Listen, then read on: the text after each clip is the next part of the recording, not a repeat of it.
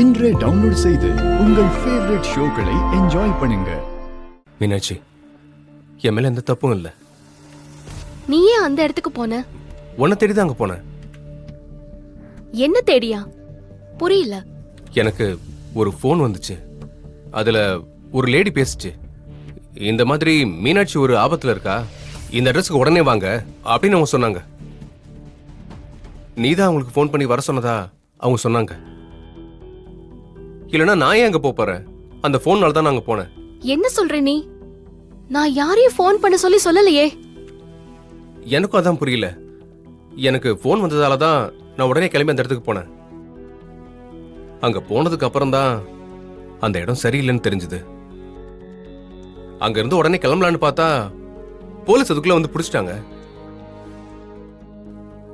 நான் எவ்வளவோ சொன்னேன் மீனாட்சி, அவங்க கேட்கவே மாட்டேங்கிறாங்க. மத்தபடி நான் எந்த தப்பான எண்ணத்தோட அங்க போல மீனாட்சி. தயவு செஞ்சு நீ என்ன நம்பு மீனாட்சி. அப்படின்னா உன்னை யாரோ மாட்டி விட்டாங்கன்னு சொல்றியா?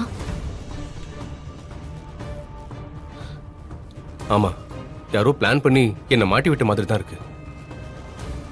அப்படி யாரு உன்னை மாட்டி விட்டுருப்பா? சார் வணக்கம் சார். வணக்கம் சார். ஆதி சார், நீங்க எங்க?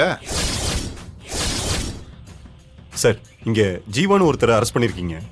ஆமா சார், எங்களுக்கு இன்ஃபர்மேஷன் கிடைச்சு ஒரு இடத்துக்கு போனோம். அங்க தப்பான தொழில் பண்ணிட்டு இருந்தாங்க. அதுல தான் இவனை அரெஸ்ட் பண்ணோம்.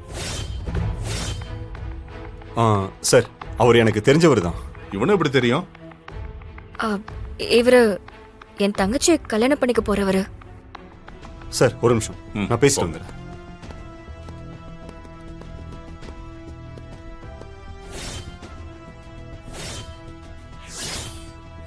ஜீவா, ஒருவேளை நீ ஏதாவது தப்பு பண்ணியிருந்தா அதை ஓப்பனா சொல்லிடு. உன்னோட ஏஜ்ல இந்த மாதிரி சபலத்துக்கு ஆளாவதெல்லாம் பெரிய விஷயமே இல்லை. பட் இப்ப நீ உண்மையை சொல்லிட்டேன்னா அட்லீஸ்ட் எனக்கு தெரிஞ்ச லாயரை வச்சு எப்படியாவது ஜாமீன் எடுக்க ஏற்பாடு பண்ணுவேன். எப்படியோ நீ மாட்டிக்கிட்ட.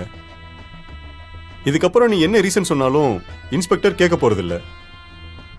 அட்லீஸ்ட் நீ உண்மையை சொன்னா உனக்கு பனிஷ்மெண்டாவது கொஞ்சம் குறையும். நீ தப்பு பண்ணியிருந்தா சொல்லிரு. இந்த மாதிரி கேடுகட்ட வேலையெல்லாம் எனக்கு பார்க்க தெரியாது. அப்படி ஒரு குடும்பத்துல இருந்து நான் வரல.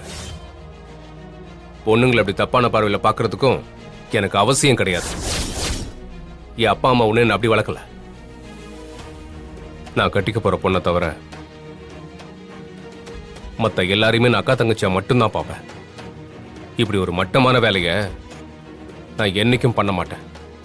நான் எந்த தப்பும் பண்ணல.